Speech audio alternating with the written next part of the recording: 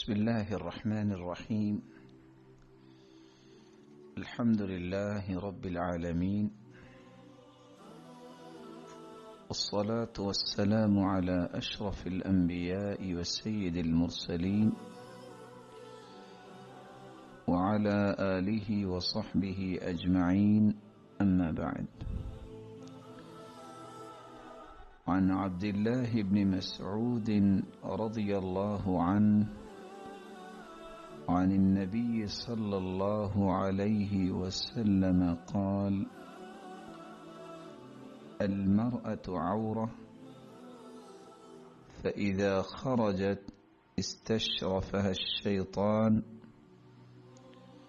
وأقرب ما تكون المرأة من رحمة ربها وهي في قعر بيتها. سیدنا عبداللہ ابن مسعود رضی اللہ تعالی عنہ روایت کرتے ہیں، رسول اللہ صلی اللہ علیہ وسلم نے فرمایا: المرأة عورہ، عورت پردے کا نام ہے، فإذا خرجت، بس جب وہ اپنے گھر سے نکلتی ہے، استشرفها الشیطان، تو شیطان اس کو گمراہ کرنے کے لیے اس کا پیچھا کرتا ہے۔ وَأَقْرَبُ مَا تَكُونُ الْمَرْأَةُ مِنْ رَحْمَةِ رَبِّهَا، اور عورت اپنے رب کی رحمت کی اس وقت زیادہ قریب ہوتی ہے، وَهِيَ فِي قَعْرِ بَيْتِهَا، جب وہ اپنے گھر کی چار دیواری میں ہوتی ہے۔ رسول اللہ صلی اللہ علیہ وسلم نے عورت کے حجاب کے متعلق اسلامی تصور کو واضح کرتے ہوئے فرمایا: المرأة عورہ، عورت پردے کا نام ہے۔ آج کی ہماری گفتگو، جس کا محور بھی عورت اور اس کا شرعی پردہ ہے، اسے قبل کہ ہم یہ موضوع بیان کریں،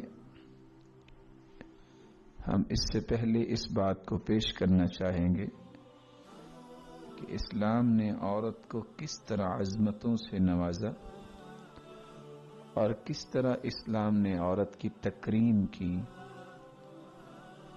جس کے تناظر میں ہم دیکھیں گے کہ کن کن اعزازات سے اللہ تعالیٰ نے اسے نوازا اور اس کی ذمہ داری کیا بنتی ہے۔ رسول اللہ صلی اللہ علیہ وسلم نے جب دنیا کے سامنے اللہ کا پیغام عام کیا تو حالت یہ تھی، کائنات کے اندر عورت کا کوئی مقام نہیں سمجھا جاتا تھا۔ اللہ رب العزت نے جب اسلام کی دولت سے نوازا تو مسلمانوں کو عورت کا مقام سمجھانے کے لیے اس آیت کو نازل کیا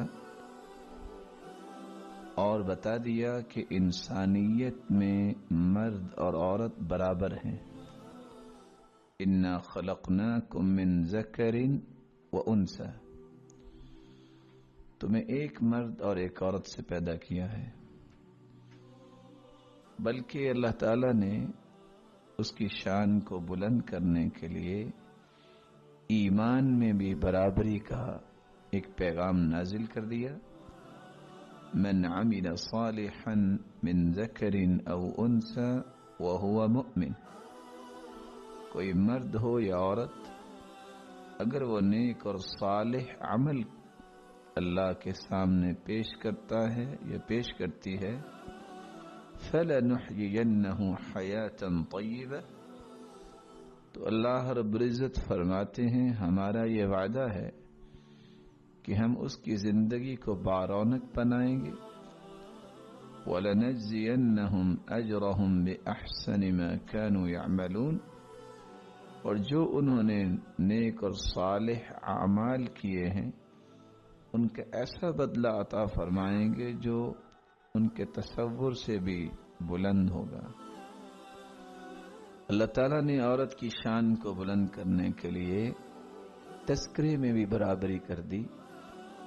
جہاں مسلمان مردوں کا تذکرہ ہوا ان المسلمین والمسلمات، وہاں مسلمان عورتوں کا بھی تذکرہ ہوا والمؤمنین والمؤمنات، مومن مرد ہیں تو مومن عورتیں ہیں، والقانتین والقانتات والصادقین والصادقات والصابرین والصابرات۔ سورۃ الاحزاب کی یہ آیت جو 35 ہے، اس نے مسلمانوں کے ایک اور شعور دیا کہ جس طرح تمہارا تذکرہ قرآن مجید میں ہوا ہے برابر عورتوں کا بھی تذکرہ ہوا ہے۔ اتفاق یہ ہے اسلام کی آمد سے پہلے عورت کی حالت کیا تھی؟ ایک عورت کے ساتھ ظلم اتنا ہوتا تھا کہ کسی کی اگر والدہ زندہ ہے، باپ اگر فوت ہو جاتا تو بیٹا ہی اٹھ کے اپنی چادر ماں کے سر پہ ڈالتا اور اسے اپنی بیوی بنا لیتا۔ قرآن مجید نے اس کو ایک تو حرام قرار دیا اور دوسرا یہ بتایا کہ یہ بہیمیت، یہ حیوانیت اسلام جائز نہیں کر سکتا۔ وَلَا تَنْكِحُوا مَا نَكَحَ آبَاؤُكُم مِّنَ النِّسَائِكُمْ إِلَّا مَا قَدْ سَلَفَ۔ ماں کو بیوی بنانا اس سے بڑی حیوانگی کیا ہو سکتی ہے؟ ظلم کی ایک اور جھلک جو ہمیں احادیث سے ملتی ہے، ایک عورت کے ساتھ 10 لوگ شادی کر لیتے، کیا مطلب؟ اسلام نے اس کو حرام قرار دے دیا۔ نسب نامے کی پاکیزگی، حسب و نسب کی پاکیزگی، یہ اسلام کا ترہ امتیاز ہے، اسلام نے اس کو حرام قرار دے دیا۔ اور حالت یہ تھی، رومی تو یہ کہتے تھے عورت کے بارے میں کہ یہ عورت سلعۃ تباع وتشترى، اس کی کوئی حیثیت نہیں۔ جس طرح بازار اور منڈی میں بقیہ ساز و سامان خریدا جاتا ہے اور بیچا جاتا ہے، اسی طرح اس کی بھی خرید و فروخت کی جا سکتی ہے۔ اور اغریق تو یہ کہتے تھے وَهِيَ جُرْثُومَةٌ خَبِيثَةٌ، یہ ایک خبیث جرثومہ ہے معاشرے کے اندر۔ اور آپ حیران ہوں گے کہنے والے کون تھے؟ مرد ہی تھے۔ آخر وہ بھی تو کسی عورت کے بیٹے تھے، آخر ان کی مائیں بھی تو عورتیں ہی تھیں۔ لیکن جب انسان اللہ کے پیغامات کو پسند نہیں کرتا، پھر اس طرح کے حیوانگی کے جذبات اس کے غالب آ جاتے ہیں۔ اس لیے اللہ تعالیٰ نے عورت کے حرمت اور تقدس میں بھی برابری پیش کر دی۔ حرمت علیکم امہاتکم، تم پہ حرام ہے کہ تم ماؤں سے نکاح کرو۔ وبناتکم، اپنی بیٹیوں سے نکاح کرو۔ واخواتکم، اپنی بہنوں سے نکاح کرو۔ وخالاتکم، اپنی خالاؤں سے نکاح۔ اور اسی طرح تمہارے والد کی بہنیں، وہ بھی تم پہ حرام ہیں۔ حتیٰ کہ یہ 21 رشتوں کا تذکرہ کیا جس میں رضائی رشتے بھی شامل ہیں، اور فرمایا شادی شدہ عورتوں سے بھی تم نکاح نہ کرو۔